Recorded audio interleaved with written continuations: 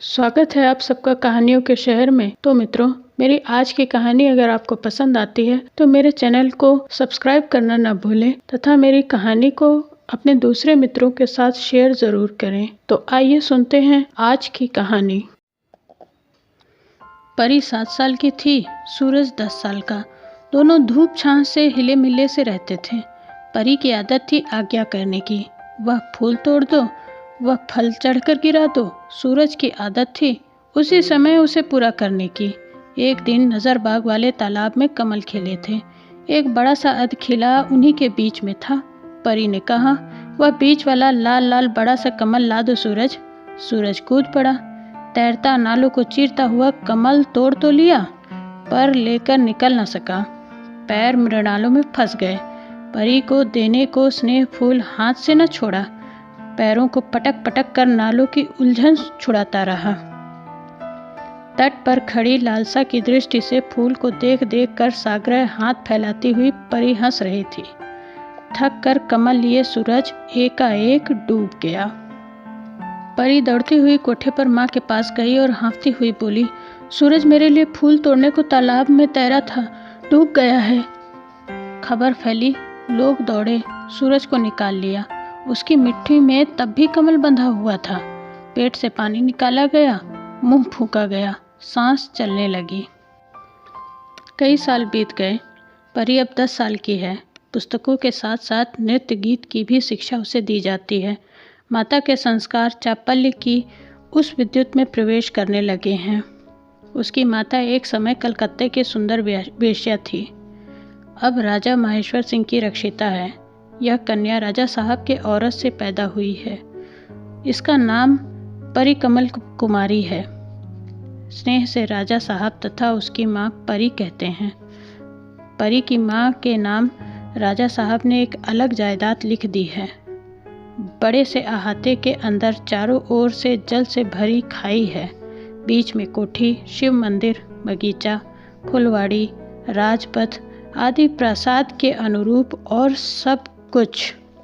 परी की माता शान में रानी साहिबा से बढ़कर रहती हैं। परी का खर्च कुंवर साहब से ज्यादा है। सूरज ड्योढ़ी के जमादार शत्रुघ्न सिंह का लड़का है। शत्रुघ्न सिंह किसी तरह नौकरी से गुजर करते हैं। ऐसी जगह जाकर नौकरी की है जहां आस पड़ोस कोई आदमी नहीं।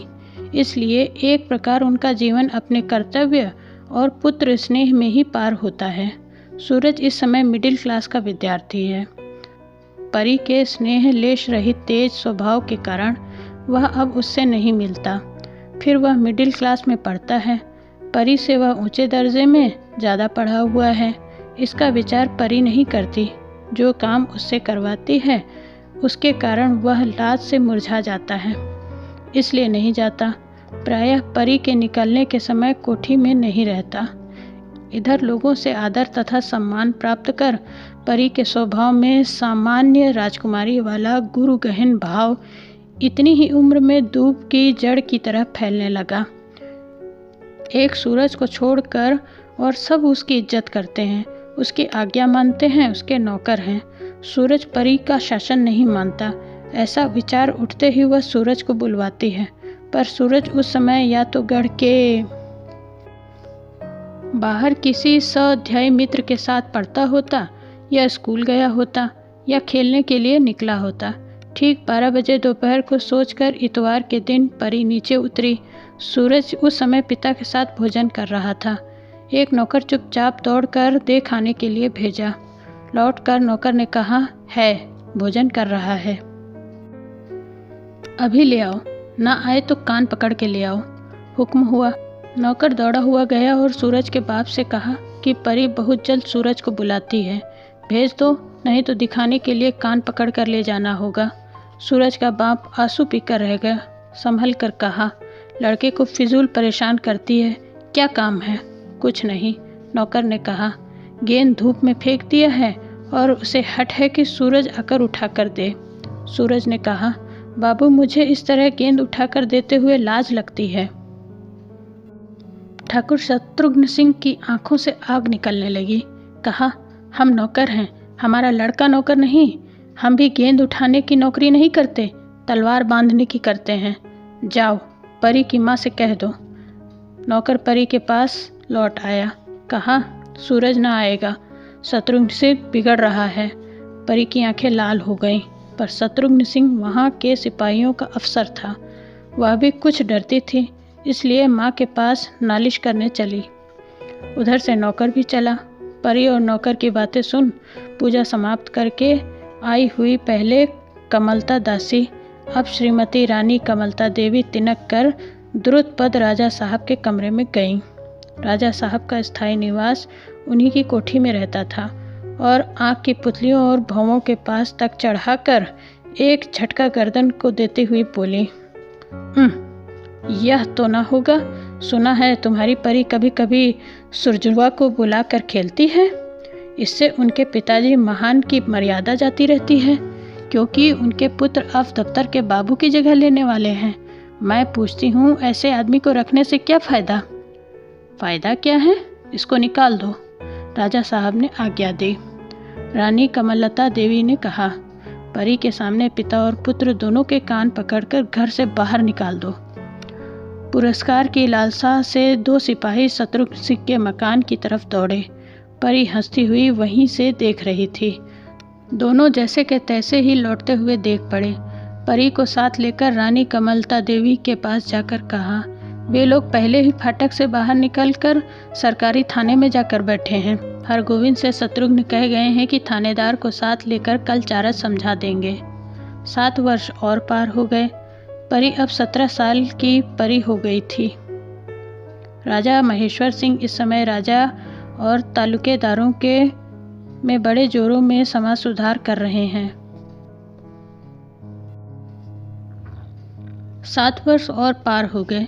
परी अब 17 साल की परी हो गई थी। राजा महेश्वर सिंह इस समय राजा और तालुकेदारों में बड़े जोरों से समाज सुधार का कार्य कर रहे हैं। संवाद पत्रों में इस कार्य के लिए कभी कभी उनके दिए गए दान की तालिका प्रकाशित होती है, और जिस सभा में समाज की बुराइयों पर उनका भाषण होता है, लोग तालियां पीटकर अपनी सहानुभूति प्रकट करते हैं। देश के राजा रईसों का बिगड़ैल समाज सुधार के शंख स्वरूप रूप के अंधे कुंवर लोगों ने एक वाक्य से राजा महेश्वर सिंह का समाज प्रेम स्वीकृत कर लिया है। प्रायः उनकी कलकत्ते वाली कोठी में एकत्र होते हैं और परी के रूप में जलकर सहानुभूति की राख उसके पिता की आंखों में झोंक कर चले जाते हैं। राजा महेश्वर सिंह की इतनी उदारता, दान, मान और समाज सुधार का फल यह न हुआ कि किसी कुंवर से वह परी का विवाह कर पाते। अधिकांश कुंवरों के पिता जीवित थे। पिता की मृत्यु न होने तक विवाह के लिए कुंवर लोग अपनी सहमति नहीं दे सकते थे।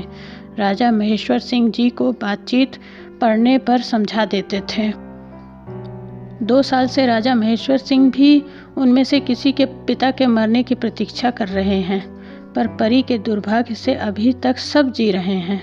रावनगर, धनपुर, कटहर, बिड़ासी, पाटन, बहेड़ा, भुजैन, तिरपट, सकोटा आदि आदि की नवीस गद्दी आबाद नहीं हुई है।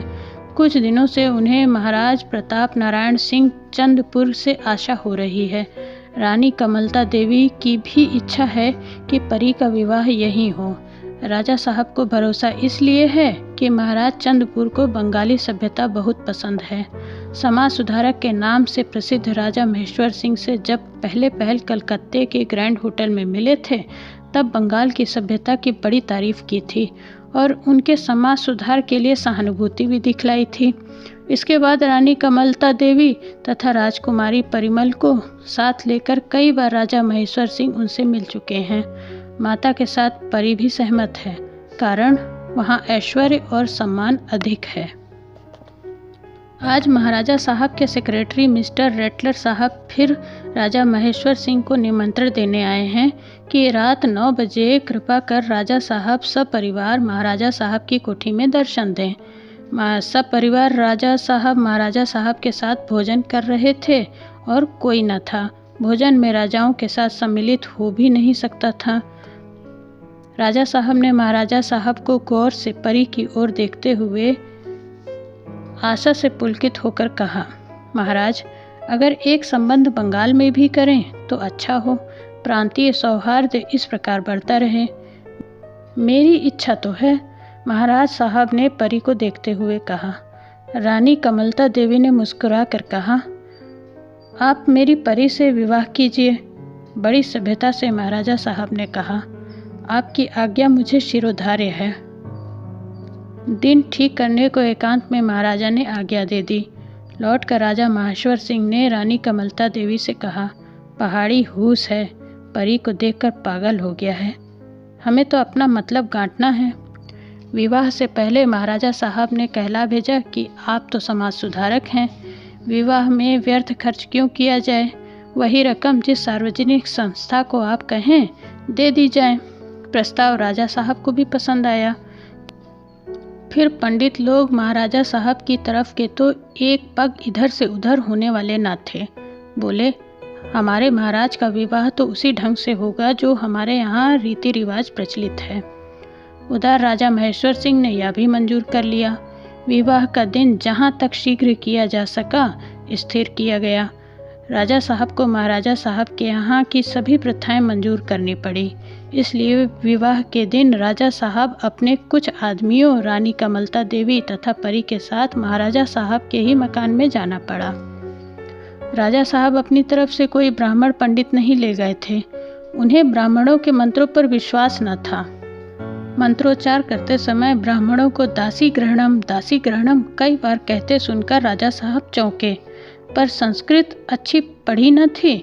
सोचा यह भी कोई रीत होगी यहाँ की। इस विचार से चुप हो गए। कन्या दासी समर्पणम से दासी ग्रहणम सब पूरा हो गया। प्रधान पंडित ने कहा, राजा महेश्वर सिंह जी ने हमारे महाराज को दासी रूप में अपनी कन्या का समर्पण किया है। राजा साहब को शब्द बड़े बुरे लगे। पूछा, दासी रूप क्या है? प्रधान पंडित ने कहा, आपने अपनी कन्या महाराज की सेवा के लिए दी है। राजा साहब रुष्ट होकर बोले, आप केवल दासी और सेवा का उल्लेख करते हैं। पंडित ने कहा, महाराज के पूज्य पिताजी की ऐसी ही आज्ञा है। वह महाराज आ रहे हैं। महाराज महेश्वर सिंह ने देखते ही पुकारा, शत्रुघ्न सिंह! चुप! कान पकड़कर निकाल दिए जाओगे। पास ही खड़े हुए महाराज के एक शरीर रक्षक ने कहा। राजा महेश्वर सिंह, महाराज शत्रुघ्न सिंह ने कहा, तुम्हारी जैसी लड़की है वैसा हमने विवाह भी कराया। हम अपने विपक्ष के सताए हुए राज्य से भागकर तुम्हारे यहाँ 2 रोटियों के लिए राज्य के हकदार बच्चे को लेकर गए थे। समय बदला, लड़के को गद्दी मिली। तुम और तुम्हारी यह 7 रोज तक हमारे जूते उठाओ तो तुम्हारी लड़की को लड़की समझकर क्षमा कर लड़के के साथ एक आसन पर बैठने का अधिकार हम देंगे। छत्री होकर छत्री के साथ वैसा नीच बर्ताव तुम देखते रहे। तो मित्रों, यह कहानी बस यहीं तक। मुझे उम्मीद है आपको पसंद आई होगी। अगर मेरी कहानी आपको पसंद आई है तो मेरे चैनल को सब्सक्राइब करना ना भूलें, साथ में घंटी का बटन भी दबाएं। मिलते हैं जल्द एक नई कहानी के साथ। तब तक के लिए धन्यवाद।